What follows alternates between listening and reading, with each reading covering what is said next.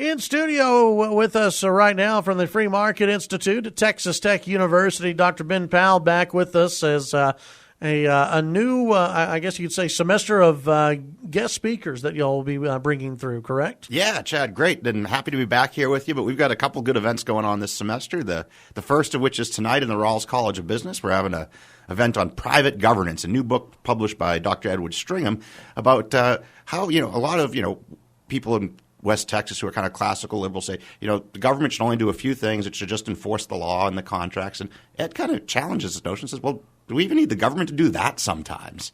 This event's going to go from 5:30 to 7, and not only is Ed going to speak, but we're going to have two of the founders of this kind of field of analysis are going to give critical commentary then, and we'll have a little reception afterwards, and this is all free and open to the general public. Come on by. Parking right outside Rawls. Well, very nice. And in studio with us right now, the author of that book, Professor Edward Stringham. Welcome to the show. And Hi. Welcome to Texas Tech and West Texas. Thanks so much for having me. It's great to be here. Absolutely. Well, tell us a little bit about your book, Private Governance.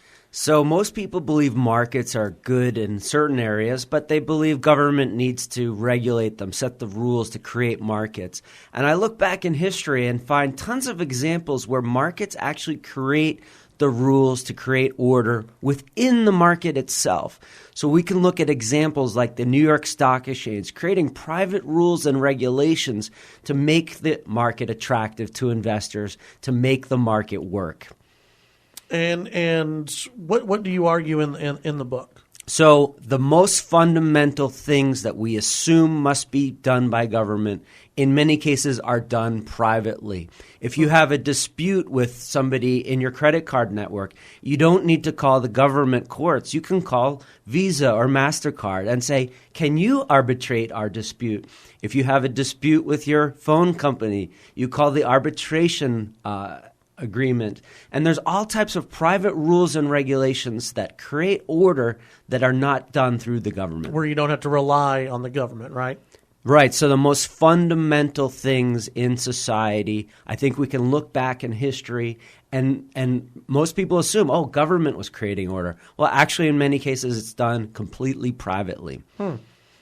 Very interesting. And you've even found cases where, in early stock markets where the government actually said certain trading was illegal, and then markets found a way to enforce contracts. For hundreds of years, government officials have not understood advanced markets. They oftentimes say, we think it's gambling. And so people have created private rules and regulations to say, if you default on this contract, we're going to have a system of arbitration within the London Stock Exchange, within the New York Stock Exchange. Also, out west, there's, the history of the Wild West.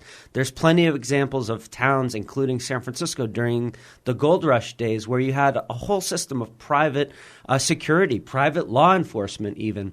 So the most fundamental things that we assume must be done by government are often done through the market. Well, why do you think people rush to the government to come in and to fix the issues when it could be done privately? And in many cases, I think, as you argue, already is being done privately. Well, that's an assumption that government wants to propagate. They need people to believe that they're absolutely necessary, that you need to turn to the regulators to add thousands of pages of Dodd-Frank and what have you, when in reality the regulators are far behind the edge of advanced understanding of economics and finance. But they have to kind of convince people that government is there to help. But as Ronald Reagan says, that's the scariest words in the English language is, I'm from the government and I'm here to help.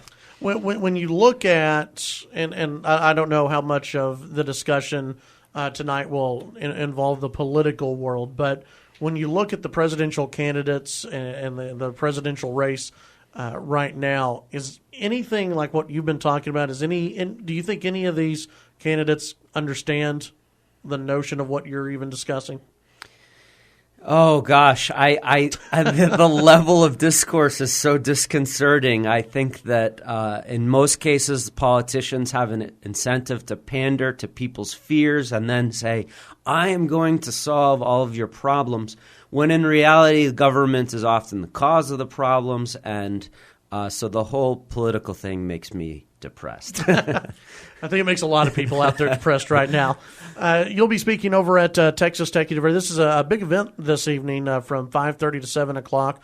Multiple speakers. And again, Dr. Ben Powell, tell folks where they need to go, where they need to best place to park, I guess, and all the details. Rawls College of Business, come in the atrium, and it's in the big auditorium right there. It'll be easy to find your way. You can park right outside, starting at 4:30. The event runs from 5:30 to 7. There'll be a reception with refreshments afterwards and with books for sale by not only Dr. Stringham, but also David Friedman and Bruce Benson, who will be two of the commentators who have also written books in this area, and they'll be happy to sign some of them at the reception. All right. Where can people find more information on the Free Market Institute? www.fmi.ttu.edu. All right. Very nice. We need to get you back in studio here maybe in a couple of weeks to talk about the presidential race. Oh. I've seen some of your opinion pieces. Let's have some fun. Yeah, exactly. Dr. Ben Powell, Free Market Institute, thank you for coming by, and also Professor Edward Stringham.